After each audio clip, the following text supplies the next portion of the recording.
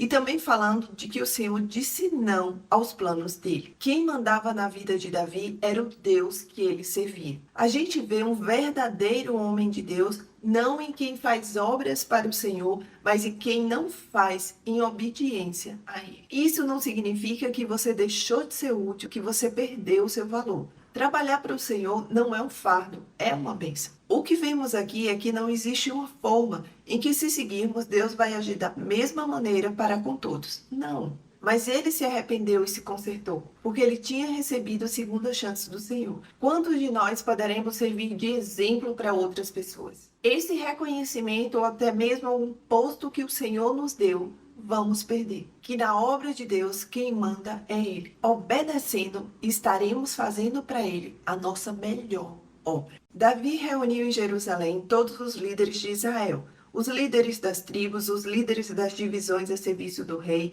os comandantes de 1000 e de 100 e os líderes encarregados de todos os bens e rebanhos que pertenciam ao rei e a seus filhos, juntamente com os funcionários do palácio, os principais guerreiros e todos os soldados valentes. Para o rei Davi fazer uma reunião com todos os líderes e funcionários é porque algo muito importante iria ser comunicado. Era tão importante que ele fez o pronunciamento de pé para que todos o vissem e o ouvissem. O rei Davi se pôs de pé e disse: escutem-me, meus irmãos e meu povo. Eu tinha no coração o propósito de construir um templo para nele colocar a arca da aliança do Senhor, o estrado dos pés do nosso Deus. Fiz planos para construí-lo, mas Deus me disse: você não construirá um templo em honra do meu nome, pois você é um guerreiro e matou muita gente. Davi começa abrindo seu coração, falando dos seus planos e também falando de que o Senhor disse não aos planos dele. Davi mostra que na vida dele o Senhor não era coadjuvante. O Senhor era realmente Senhor.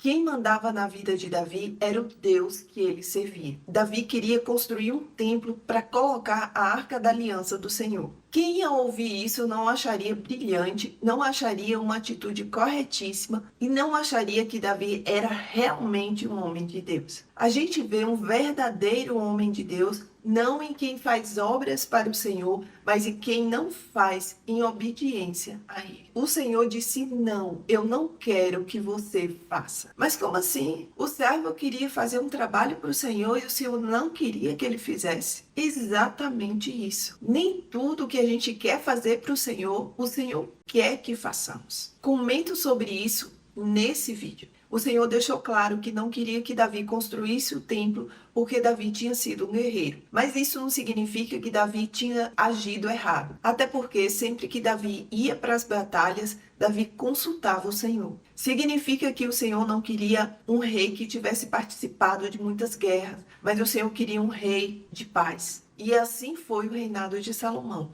um reinado de completa paz. Mas independente do motivo de Davi, independente da relação que tenhamos com ele, independente do comprometimento que tenhamos com o Senhor, independente de termos sido escolhidos por Deus para reinar, nem sempre Ele vai querer que façamos determinado trabalho para Ele. Do mesmo jeito que o Senhor escolheu Davi para ser protagonista, em outro momento o Senhor escolheu Salomão. No entanto, o Senhor, o Deus de Israel, escolheu-me dentre toda a minha família para ser rei em Israel para sempre. Ele escolheu Judá como líder, e da tribo de Judá escolheu minha família, e entre os filhos de meu pai, ele quis fazer-me rei de todo Israel. E dentre todos os muitos filhos que me deu, ele escolheu Salomão para sentar-se no trono de Israel, o reino do Senhor.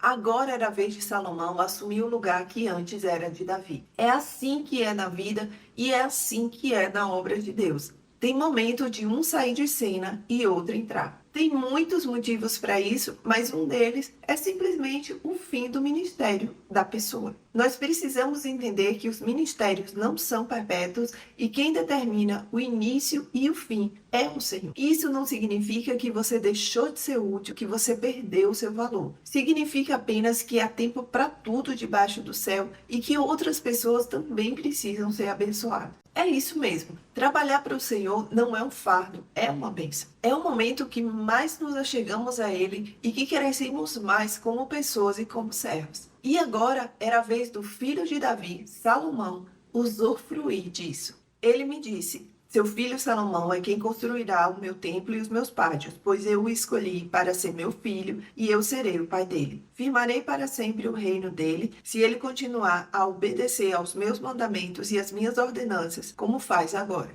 Davi e Salomão tinham uma coisa em comum: a obediência ao Senhor. Quando Davi foi escolhido para ser rei, ele estava pastoreando ovelhas, estava no lugar que Deus queria que ele estivesse. Quando Salomão foi escolhido para ser rei, ele não estava pastoreando ovelhas como seu pai, mas obedecia naquilo que Deus queria para a vida dele. O que vemos aqui é que não existe uma forma em que, se seguirmos, Deus vai agir da mesma maneira para com todos. Não. O que existe, na verdade, é a soberania de Deus, onde ele age individualmente com cada pessoa. A obra é dele, e é ele quem decide quem fazer e como fazer.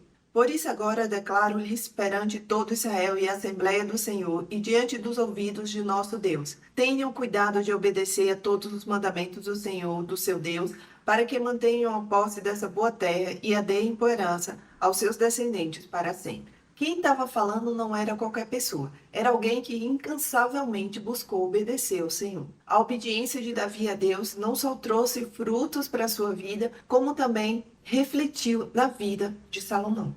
Ah, jesuíta, mas não teve desgraça na vida de Davi envolvendo outros filhos? Sim, teve, porque ele desobedeceu ao Senhor. Comento sobre isso nesse vídeo. Mas ele se arrependeu e se consertou. Davi servia um Deus misericordioso que sempre está disposto a nos dar uma segunda chance se verdadeiramente nos arrependermos. Mas depois de ter errado, Davi pôde dar conselho para todos que o estavam ouvindo com pureza de coração, porque ele tinha recebido a segunda chance do Senhor. E o mais importante, não só para eles, mas também para o seu filho Salomão. E você, meu filho Salomão, reconheça o Deus de seu pai e sirva-o de todo o coração e espontaneamente, pois o Senhor sonda todos os corações e conhece a motivação dos pensamentos. Se você o buscar, o encontrará, mas se você o abandonar, ele o rejeitará para sempre. Veja que o Senhor o escolheu para construir um templo que me sirva de santuário. Seja forte e mãos ao trabalho. Quantos de nós poderemos dizer isso para os nossos filhos, nossos amigos, nossos familiares? Reconheça o Deus que eu sirvo. Quantos de nós poderemos servir de exemplo para outras pessoas? Se não aconteceu, possivelmente irá acontecer de pessoas próximas a você que dizem que não creem em Jesus, mas que irão deixar escapar que vê em você o Deus de verdade. Sabe aqueles momentos difíceis em que alguém da sua família te surpreende, pedindo que você ore por ela, deixando claro que acha que você é uma serva de verdade? Tenho certeza que muitos de vocês já tiveram esse tipo de experiência. Dos seus filhos reconhecendo que o Deus que você serve é o maior. Como Davi deixou claro aqui, se não nos mantivermos firmes nos caminhos do Senhor,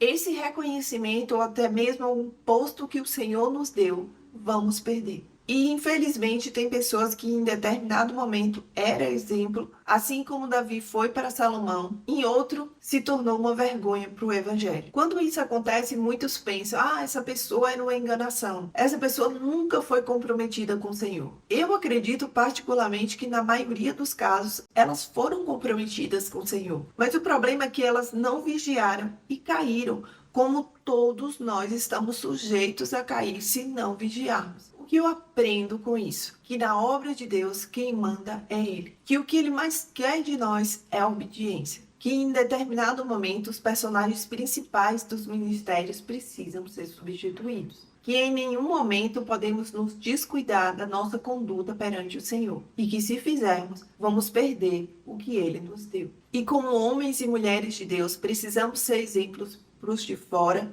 e principalmente para os que estão mais próximos de nós.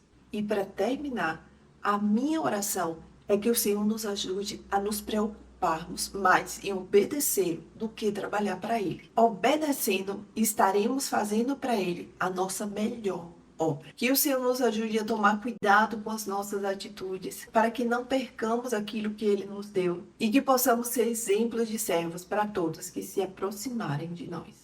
Um cheiro para todos vocês. Se não for inscrito no canal, se inscreva. Se gostou do conteúdo, dê um joinha, comente, compartilhe e até o próximo vídeo, se assim o Senhor permitir.